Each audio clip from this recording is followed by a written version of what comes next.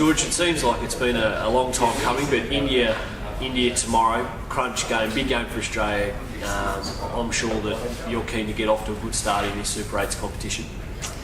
Yeah, obviously it almost feels like this the tournament proper is kicking off. So it's, that first game's obviously huge, and I think the fact that it is India too, if we can get up, it's a huge momentum booster for us, and our confidence will certainly be sky high. Lots of talk about India's really powerful batting lineup. How do you plan to counter that with Australia's bowling attack?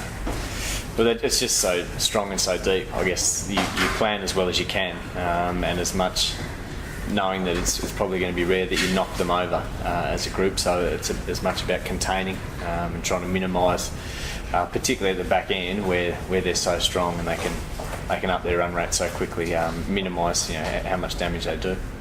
And their bowling lineup, also a lot of talk about their different spinners and what attack they might bring in, especially at Premadasa, perhaps providing a bit more pace and bounce than otherwise noted. What do you think India's lineup will have for Australia? I think they'll probably hit us with a fair bit of spin.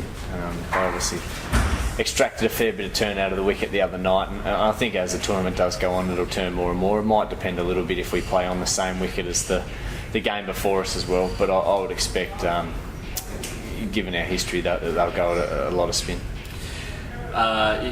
Obviously, you don't plan for the weather conditions, but do you think about whether or not it's better if the coin does eventually happen to fall your way, whether or not it's going to be better to bat or bowl first, and whether the rain might come into play later in the game?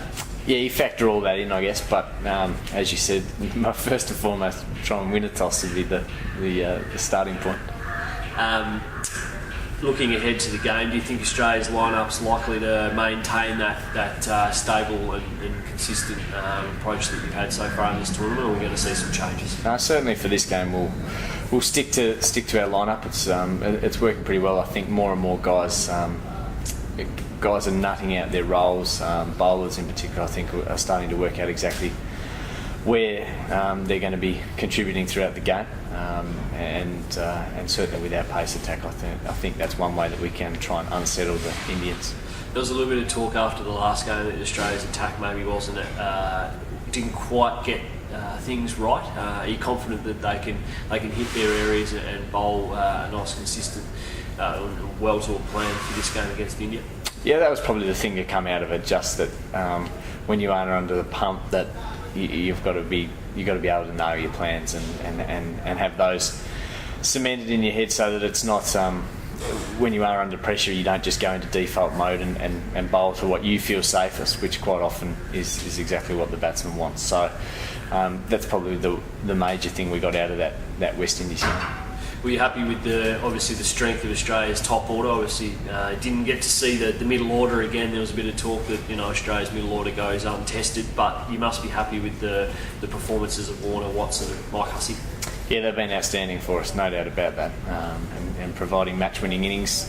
I don't think we're the only side whose middle order hasn't had much of a hit, so that's just part and parcel. I think we've all played enough cricket in enough different conditions to know that we'll be ready to go once that opportunity arises. Yeah, I'll just